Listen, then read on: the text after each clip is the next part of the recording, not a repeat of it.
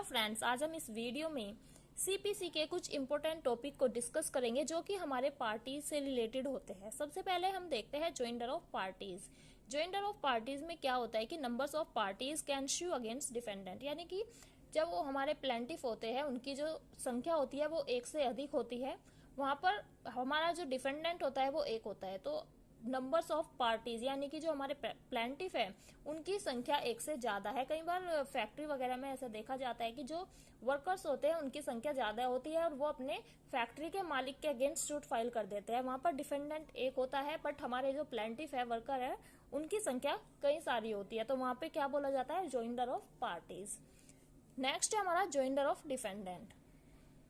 When cause of action are same then defendant can sue number of defendant, यानी कि जब हमारा plaintiff एक है और हमारा जो डिफेंडेंट है वो एक से ज्यादा होते हैं, उस सिचुएशन को बोलते हैं जोइंडर ऑफ डिफेंडेंट। यानी कि जो डिफेंडेंट है उनकी संख्या ज्यादा है, डिफेंडेंट में कई सारी पार्टी है, बट हमारा जो प्लेंटिफ है वो एक ही है, कॉज ऑफ एक्शन सेम है। उस सिचुएशन में भी क्या होता है कि उस सिचुएशन को जोइंडर ऑफ डिफेंडेंट बोला जाता है।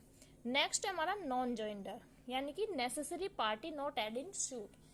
जब हमारी नेसेसरी जो पार्टी होती है उसको सूट में पार्टी नहीं बनाया, यानी कि नेसेसरी पार्टी है बट उसको क्या किया कि सूट में उसको पार्टी नहीं बनाया, तो उस सिचुएशन को बोलते हैं नॉन जोइंडर। फिर है हमारा मिस जोइंडर, यानी कि party which join in suit is not necessary, यानी कि जिस पार्टी को सूट में पार्टी बनाया गया है वो नेसेसरी पार्टी नहीं थी, यानी कि उसको सूट में ऐड करने की कोई जरूरत नहीं थी, वो अननेसेसरी पार्टी है जिसको सूट में ऐड कर दिया गया है, तो वहां पे बोला जाएगा मिस जोइंडर। नेक्स्ट है हमारा प्रोफॉर्मा डिफेंडेंट, यानी कि a proforma defendant is a defendant against whom no relief is sought, यानी कि यहाँ पे एक एग्जाम्पल के थ्रू हम इसको समझते हैं। ए, बी एंड सी ये तीन बंदे हैं और ये एक प्रॉपर्टी है, ये इसके ओनर है, तीनों के तीनों। बट क्या है कि ये डी है, इसने इन तीनों को डिस्पोजेस कर दिया है इस प्रॉपर्टी से और खुद पोजेशन ले लिया है। अब ये तीनों के तीनों, इन तीनों का राइट है डी के अगेंस्ट सूट फाइल करने का, बट ये जो सी है, ये सी डी के अगेंस्ट सूट फाइल करने से मना कर देता है कि मैं डी के अगेंस्ट सूट फाइल नहीं करूंगा।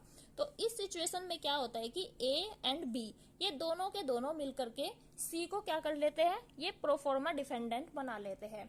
यानी कि ये ऐसा डिफेंडेंट होता है जिससे जो प्लेंटिफ है उसको कुछ चाहिए नहीं होता, बट कल को ये जो सी है ये अगर कोर्ट में जा करके ये बोलने लगे कि जो ये प्रॉपर्टी है इसका ओनर मैं भी हूँ, ए भी है, बी भी है और सी भी है, और मेरे को भी रिलीफ चाहिए, या जो ये बी, ए ने और बी ने सूट डाला है उसमें सी बाद में जाके ये बोलने लगे कि मेरे को तो पार्टी बनाया ही नहीं था, जबकि मैं भी इस प्रॉपर्टी का ओनर हूँ, तो इसलिए ए एंड बी मिलकर के सी को प्रोफॉर्मा डिफेंडेंट बना देते हैं। और बाद में इसका ये पर्पज होता है कि जब कोर्ट को लगता है कि सी का भी सेम राइट्स है तो वो कोर्ट क्या करेगी, सी को भी प्लेंटिफ बना देगी।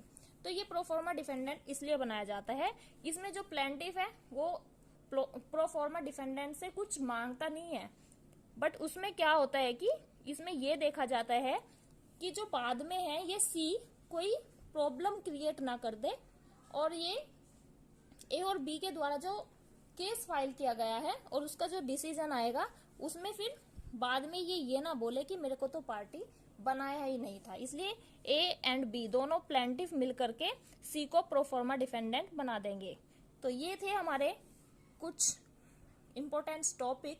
आई होप आपको अच्छे से समझ में आया होगा। Thank you.